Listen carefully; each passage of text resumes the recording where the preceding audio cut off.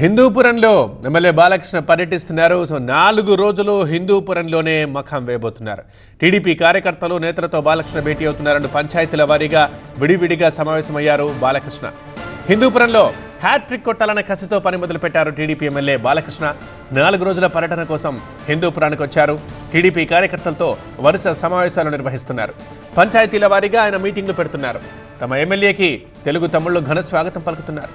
హిందూపురంలో Balayya hat trick కొడతామనంటుంటే మంత్రి పెద్దిరెడ్డి రామచంద్రారెడ్డి కూడా ఇదే సెగ్మెంట్లో ఫోకస్ చేశారు. బోనీ కొట్టాలన్నదే వైసీపీ టార్గెట్గా కనిపిస్తోంది.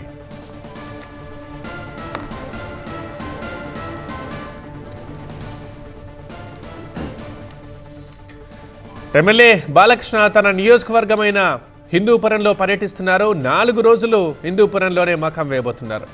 ఈ నేపథ్యంలో టీడీపీ కార్యకర్తలు నేతలతో బాలకృష్ణ వరుసగా భేటీ అవుతున్నారు. ఇంకా పంచాయతీల వారీగా విడివిడిగా సమావేశమయ్యారు. హిందూపురంలో ఇప్పటికే వరుసగా 2 సార్లు గెలిచారు బాలకృష్ణ. సో ఈసారి గెలిచి హ్యాట్రిక్ కొట్టాలి అన్న కసితో పని మొదలు పెట్టారు. ఇటు 4 రోజుల పర్యటన కోసం హిందూపురానికి వచ్చిన బాలకృష్ణ టీడీపీ కార్యకర్తలతో వరుసగా సమావేశాలు నిర్వహిస్తున్నారు. సో ఈ టూర్ మొత్తం దీనికి సంబంధించి సాగుతోంది. పంచాయతీల వారీగా ఆయన మీటింగ్లు పెడుతున్నారు. ఇక ఇటు తమ ఎమ్మెల్యేకి తెలుగు తమ్ముళ్ళు ఘన స్వాగతం పలుకుతున్నారు. ఇక హిందూపురంలోనేమో బాలయ్య హ్యాట్రిక్ కొడతామని అంటుంటే ఇటు మంత్రి పెద్దిరెడ్డి రామచంద్రారెడ్డి కూడా దీనిపై ఫోకస్ చేశారు. ఆయన కూడా చాలా యాక్టివ్గా తిరుగుతున్నారు.